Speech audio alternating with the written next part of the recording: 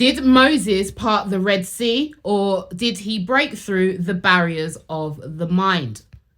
The story of Moses parting the Red Sea is one of the most well-known narratives in religious history.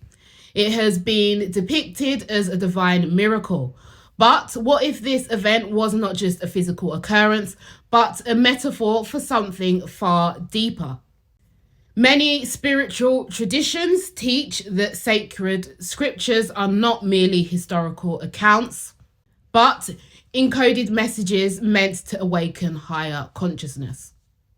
From an esoteric perspective, the Red Sea is not just a body of water, but a representation of the subconscious mind. And the journey of Moses and the Israelites is an allegory for spiritual liberation. The story of Moses parting the Red Sea comes from the book of Exodus, and the story describes Moses leading the Israelites out of Egypt after years of slavery under the Pharaoh's rule. As Pharaoh's army pursues them, they become trapped between the Red Sea and their enemies. Moses, famously following divine instruction, raises his staff and God parts the sea, allowing the Israelites to cross on dry ground. Once they reach the other side, the waters collapse, drowning the Egyptian army. This event is a central moment in all of the Abrahamic belief systems, symbolizing divine deliverance, faith, and liberation from oppression. In esoteric traditions, water represents the emotions, the subconscious mind, and the barriers that separate the physical self from the spiritual self. The Red Sea in this context is seen as the boundary between two states of being: enslavement and freedom, or illusion and truth. Moses then represents the awakened individual who must lead the fragmented parts of the self, or the Israelites, away from the Pharaoh's rule, or mental bondage, and into the promised land, or higher awareness.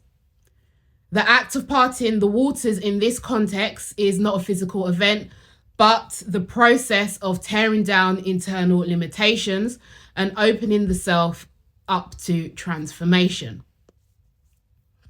In esoteric tradition, the material world is mostly seen as a type of prison ruled by the demiurge, who is a lower level god that refuses to let souls evolve.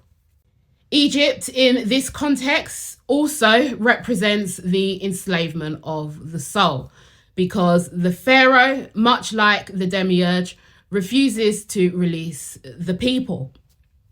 When Moses parts the Red Sea, he is demonstrating the power of divine will over the constructs that keep us all trapped.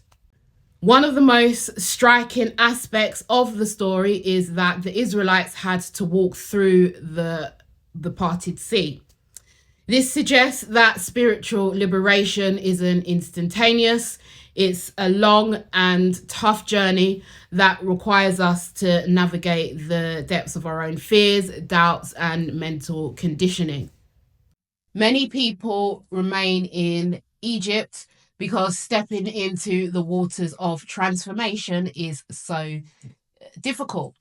If we view the parting of the Red Sea as an inner process rather than an external miracle, we can extract valuable lessons for our own lives. We can recognize our own Egypt.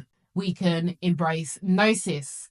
So, like Moses received divine knowledge and used it to part the sea, we can seek higher wisdom beyond mainstream narratives.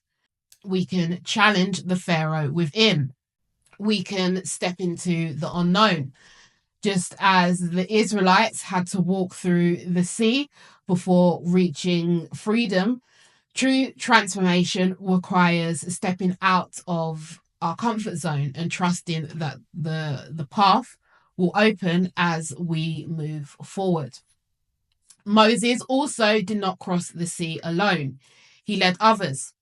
So as you awaken, share your insights with those who seek them, but also understand that not everyone will choose to follow. So, did Moses actually split the sea, or was this just an allegory for something else? That is down to your own personal belief system. Either way, this story does show us how to become truly liberated. Thanks for watching.